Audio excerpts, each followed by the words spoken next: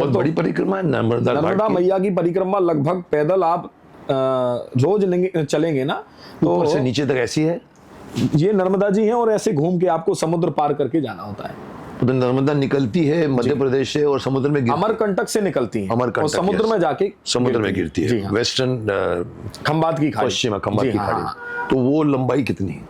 वो लंबाई मेरे ख्याल से शायद यदि बाय रोड आप देखें तो बाय रोड अभी वर्तमान में 3300 किलोमीटर की है। 3300 किलोमीटर जी। अभी मैं 6 महीने पहले करके आया हूँ, पर अब गाड़ी वाला गाड़ी में हो गए थे जी। पर उसको आप परिक्रमा बोलेंगे, उसी नर्मदा को राउंड घूमते हैं। जब इवन दयानंद सरस्वती जी ने, मैंने पढ़ा है उनके बारे में, जी हाँ। वो भाग के जब निकल गए थे जी। तो वो नर्मदा के तट पर ही अकेले बर्फ पानी ठंड, कभी कभी ठंडा, ऊर्जा से भरी हुई है नर्मदा।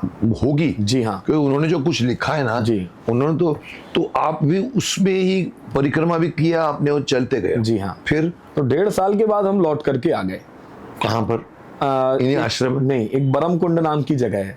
हमारे घर वालों को लगा कि ये लापता है, हाँ, कहाँ ढूंढूंगा? क्योंकि पता ही नहीं, कोई संपर्क ही नहीं। तो घर वालों को लापता लगा, पर मैं लौट करके, हमारा गोटे गांव एक जगह है, वहां बरम कुंड है, तो वहां हम पहुंच गए। तो भंडारा हो रहा था, हमारे गांव के किसी व्यक्ति ने हमको देख लिया। ये तो पंडित जी के बालक हैं जो गोल हैं 2 साल से। तो उनने जाके पिताजी को बताया हमारे बारे में, तो पिताजी लोग सब आ गए यहाँ। भाग के आ गए जी। तो हमको लेकर के और फिर वो गुरु जी के पास गए। तो गुरु महाराज ने हमको बताया, पिताजी को हमारे कहा, इनका नाम है अनिकेत, हमारा नाम अनिकेत है। और अनिकेत का अर्थ होता है कि जिसका कोई घर ना हो। अनिकेत, जी हाँ, यानी बेघर। बेघर। तो महाराज जी बोले इसका कोई घर नहीं है और आप इससे प्रीत छोड़ दीजिए, ये अब आप लोगों के बीच में रहेगा नहीं, इसको जगत कल्याण के लिए छोड़िए। तब पिताजी लोगों को ये बात समझ में आ गई। हाँ, कि जब इतने बड़े कितने भाई थे आप?